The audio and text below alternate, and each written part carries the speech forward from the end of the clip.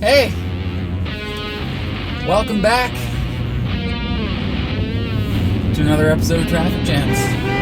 These are the songs that are going to make sitting in your vehicle waiting for them to change your oil feel more like a trip to the day spa.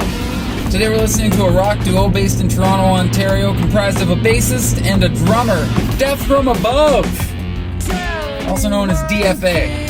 Depends how much time you got on your hands. A Canadian band with a history so rich, I'm surprised the Mint hasn't put their faces on a frickin' quarter yet. So their debut album comes out in 2004. None of us know what's going on. We just know that we like it. It's super overdriven bass, gnarly, almost incomprehensible vocals, and drums that are so aggressive it could only originate from what I assume is a lifetime of pent-up anger. Not to mention the drummer is the person singing. Don't even know how he does that to this day. It was unlike anything I'd ever heard. And I fell in love with it right away. But as I grew older and my childhood angst dissipated, so too did my capacity for that album. Don't get me wrong, I still love it. I just don't lean on it the same way I used to. I do that with the third album. This album, Outrage Is Now. Woo, baby! So what's the difference? Well, I'll tell you, a lot of things happened in the middle. So they released their debut album, blow everybody's minds. Guitarists all across Canada start going out of work. And then they break up. Jesse Keeler goes and starts a little side project called Mastercraft. Puts his bass down and picks up a set of turntables. He has a good time doing that for a little bit, but then he wakes up one morning, he's staring at the ceiling and he's thinking, I miss my buddy. I miss playing the bass.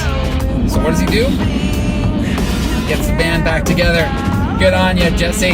I actually don't know if that's how it went. I imagine that's how it went. So they reunite, they release another album, Physical World. It kicks ass, puts them right back in the spotlight where they belong, and then bam, the stars align. Could have been that the pressure of releasing their first album in 10 years had been lifted.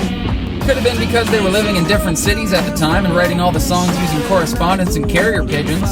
Could have been that all of a sudden they're playing way bigger stages and they wanted to write bigger songs. Could have been that unlike their first two albums, which they recorded themselves, they chose to record with a legend, Eric Valentine. Smash Mouth, Queens of the Stone Age, Third Eye Blind. Whatever the case, they nailed it. What a collection of songs. The tones? Oh, trying to get me started on the tones. This album is an audiophile's wet dream. The first album was the foundation. The second album was the house. And the third album is the friggin' swimming pools. And the lion statues out front. Unfortunately, yet understandably, this album suffered a pretty serious case of single syndrome. Freeze Me was such a good track and was pushed so hard that everybody just kind of forgot there were 9 other songs on the album. That's where I come in. And I say, go listen to this album. And if you're not going to do that, at least go to the Traffic Jams by Dino playlist on Spotify and listen to a couple of tracks that weren't singles. Whatever you do, keep your eyes on the road. Join me again for another episode of Traffic Jams next week.